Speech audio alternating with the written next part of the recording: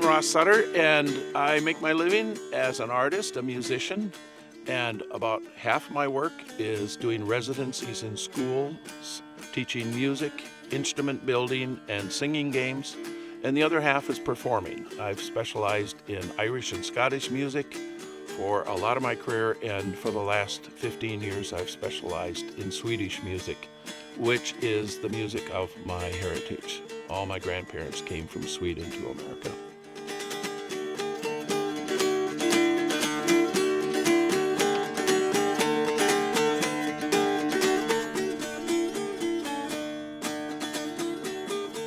The dulcimer, when I first started playing it, I really came to it not so much as a Swedish instrument, but just as more of an American instrument, really, from the southeastern part of the country. There were some artists in the 60s that were touring around and playing the instrument, and there was a resurgence in interest in it.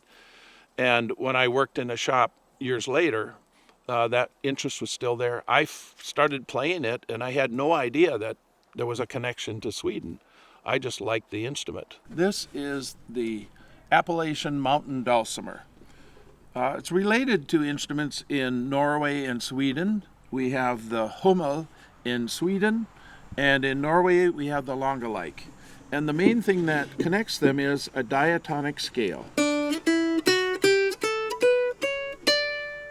Do, re, mi, fa, sol, la, no sharps or flats. This is an instrument I started playing when I was working in a shop in Minneapolis called Here Incorporated. I really connected with this instrument, and I was looking for an instrument I could build with kids, and so I started building one-string dulcimers.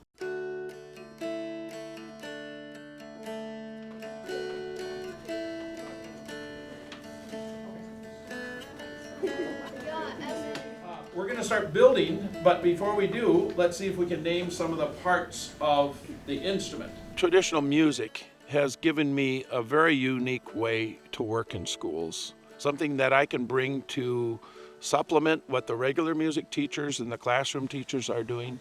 I love exploring the science of sound and music and math and how that's connected to all this stuff. Up in the air. On your rock. See why we put them in the boxes? Went through a lot of different rough versions of this. So even though it's an instrument for kids, it's quality materials that are used. But now probably the most important part, the slivers like to live right on the corners. So I want you to sand the corner and the back. I've been doing this project for 26 years now, and I estimate we've made at least 26,000 of these one-string dulcimers. Kids, look. There's a little gap right along the top. What you're going to do is take your pen. I'm going to borrow your pencil there, sorry. And you're going to make a little up and down mark. Go. I do not get bored with repeating lessons. I find it's exciting to see the small differences between schools, and that just adds to the depth of those lessons that I do. And I'm just feel really lucky to be in Minnesota, where there's great support for artists. 1, 2, ready, go.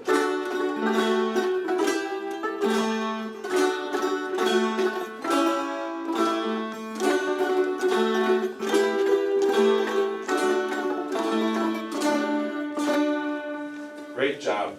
You learn so fast. Oh, the students love it so much. It's like their own instrument, and they take ownership in it because they have made the project. This is one of those timeless projects. High school kids will wander through the building for things, and they'll stop and they'll say, I still have my dulcimer. I still play my dulcimer sometimes. I think it would be great if everybody could create their own music at some point in their life.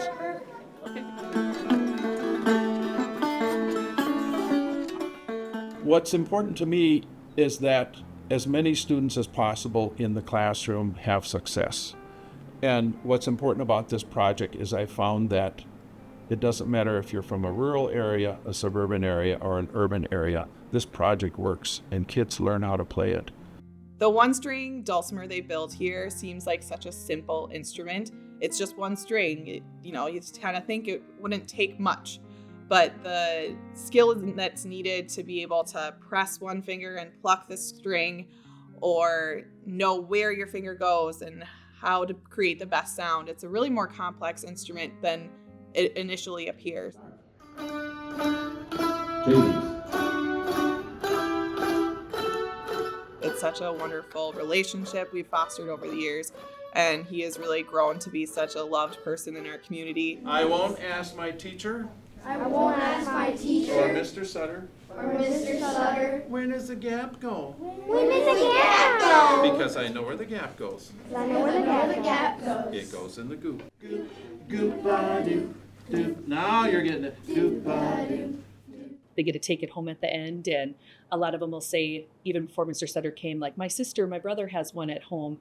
So they've been practicing on those, and Mr. Sutter encourages them to bring in their siblings dulcimers if they need a tune-up or anything, so that they could have a little family band at home.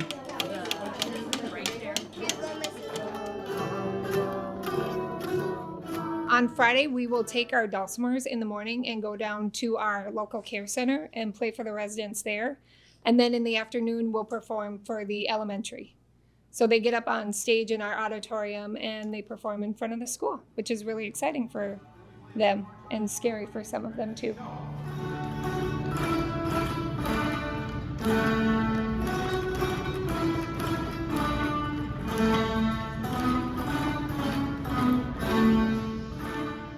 I love working with kids because this Dulcimer project I see them, every kid in the room succeeds.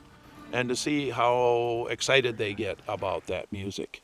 And I think that's the real core of what I'm trying to do when I'm in schools is I want to connect with every kid if possible. In just 1 week, they go from not ever having touched this instrument to being able to play songs they know. And that just increases their confidence in all different areas. Music and art is an outlet for so many kids that otherwise wouldn't get to experience a way to express themselves. You know, math and reading is not everybody's strong suit, and so I think giving everybody a wide variety of choices, including the arts, is really, really essential. Good. Anybody have a particular story about the decoration on your box that you could tell? I have, it's an album from Taylor Swift. It says Fearless. Lots of Taylor Swift going on in the classroom. Yeah, I had a football game today, so I did like big football. I'm still working on this side, but I like the outdoors, so I was gonna coloring right here for a little outdoor scene. I think I would sit there for 2 hours and try and decide what I'm going to put on the box. Well, we better practice our boil them cabbage down. Do you remember that one? Ready, go. 7, 7, 7, 7, 8, 8. 10 years into the project of making these dulcimers, someone said to me that, well, I'm not surprised you're making one-string dulcimers or an instrument like that. In Sweden, your great-grandfather played a one-string instrument. He played a particular instrument called the psalmodican, which is a one-string instrument that was used in the churches before they had organs, and when the fiddles had been basically banned from the churches because they were used for dancing, he played the psalmodican and used it to teach the hymns to people. This is the instrument I was given when I was in Sweden this summer, and it is a psalmodican. And the people that gave it to me on Soleron that work in the church there believe this might be the instrument that was played by my great-grandfather there. The psalmodican, instead of having a diatonic scale, it has a chromatic scale. You have all the sharps and flats. So thereby it's a more difficult instrument to play. Now to simplify it, they use what they call transition sticks. And they put numbers on the stick. These are very faint. They're so faint I can't even use them to play. But you lay the stick on top, and suddenly you have numbers that you can play. Now this psalmodican is very old. We think it's probably at least 150 years old and needs a lot of repair, so I'm going to have some work done on it. It has a beautiful old bow. It doesn't have the horsehair on it right now, but to adjust it and tighten it, you don't have a screw system. You just pull on the frog to tighten the horsehair, and then you hook it onto one of these little bumps here, and that's how you keep the horsehair tight. And then you play the instrument like so. You can also pluck it. When I think of my Swedish heritage and the music, I feel very authentic doing that music. I like to think of it as it's a living tradition that even people who aren't of Swedish or Scandinavian heritage can enjoy.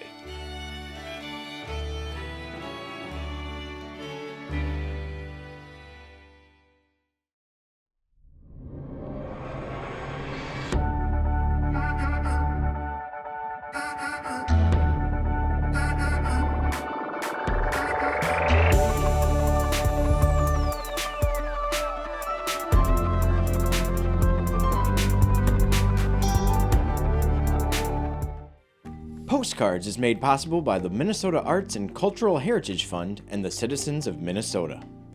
Additional support provided by Margaret A. Cargill Philanthropies, Mark and Margaret Yakel-Julien on behalf of Shalom Hill Farms, a retreat and conference center in a prairie setting near Windham, Minnesota. On the web at shalomhillfarm.org. Alexandria, Minnesota, a year-round destination with hundreds of lakes, trails, and attractions for memorable vacations and events. More information at explorealex.com. A better future starts now. West Central Initiative empowers communities with resources, funding, and support for a thriving region. More at wcif.org.